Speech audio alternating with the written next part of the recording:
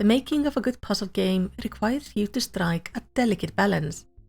It's finding a way to make it challenging but not too challenging, not too long but not too short, making the puzzles interesting and keeping them constantly evolving, and preferably have a story or at least a hook that pulls the player through the more challenging puzzles. A poor puzzle game has very little to fall back on, if it has any issues, different from most genres that can either fall back on compelling story or really fun gameplay. Talos Principle 2 is one of the games that manages to strike this balance. The original game was already quite good with its philosophical premise and the interesting puzzles, but in Talos 2 the developer took what worked from the first game and built on top of it. It is in no means a flawless game, but this series is the best puzzle game I have really come across in the past few years. While Talos 2 is a continuation of the first game, and while I recommend playing the first one, you don't have to understand the story. In a way, not playing the first game gives you an interesting perspective, more fitting the character you play.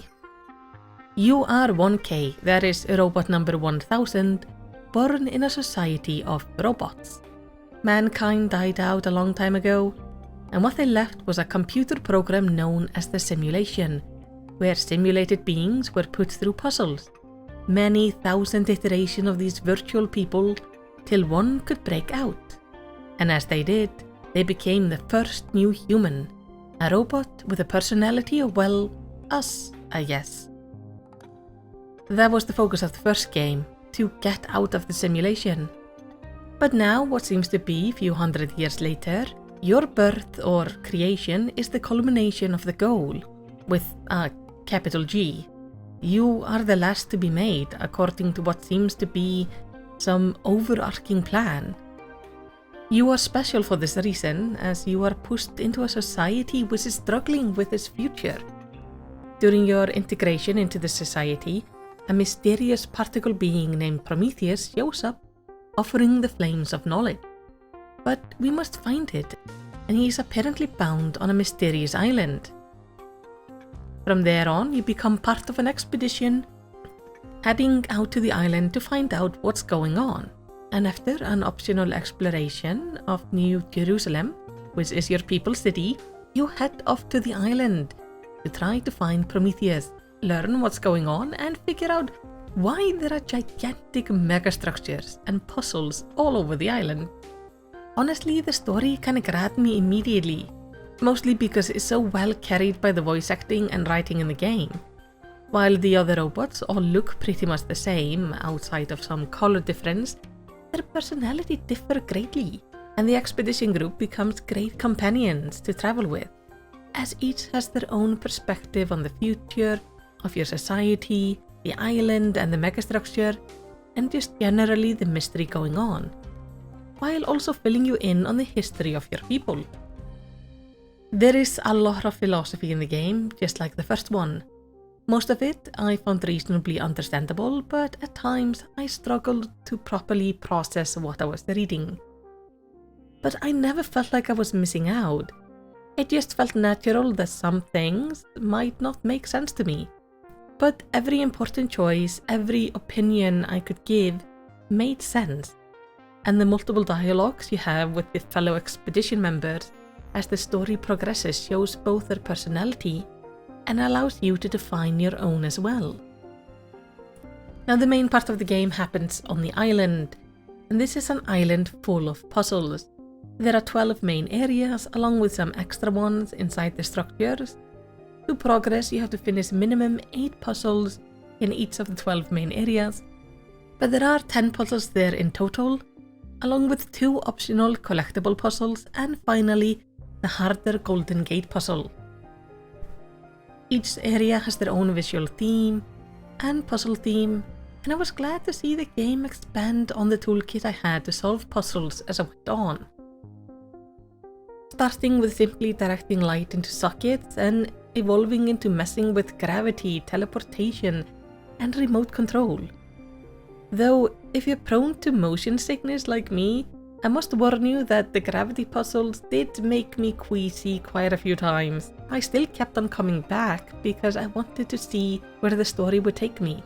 The music in each area is lovely, ranging from soft and soothing to kinda disturbing. Much of the music from the original game comes back, but is really nicely utilized.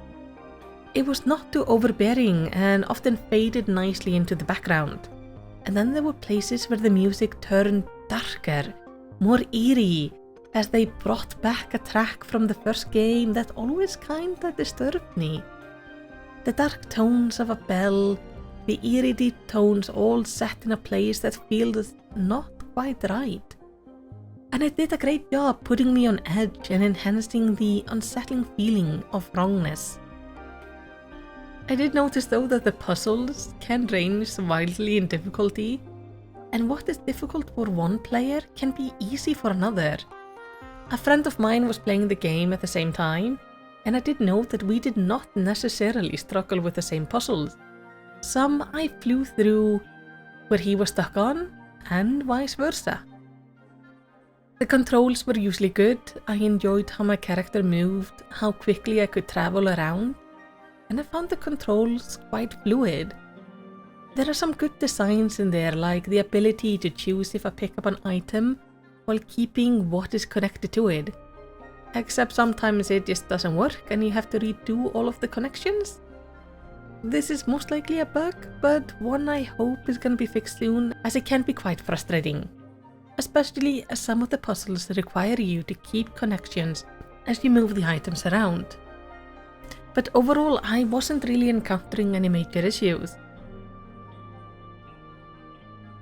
And I had a lot of fun with the game.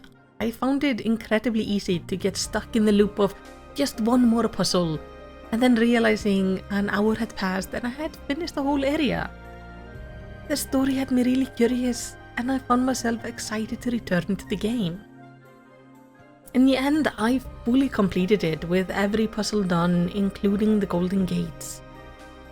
And I felt satisfied as I got to put my opinion forward in the end. And I was happy with the ending I got. And also curious where the series is gonna go next. So, if you're a fan of puzzle games, try out Talos Principle. If you like the first one, I think you will also enjoy the sequel. And if you just need something to scratch that puzzle game itch, this is definitely the game for you. But that's just my opinion. What do you think? Is Talos Principle 2 something you find interesting? Have you tried it or played the first one? Let's talk about it in the comments. And while you're down there, sign your name on the attendance sheet and like the video. And of course, whatever you do, I hope you have a lovely day.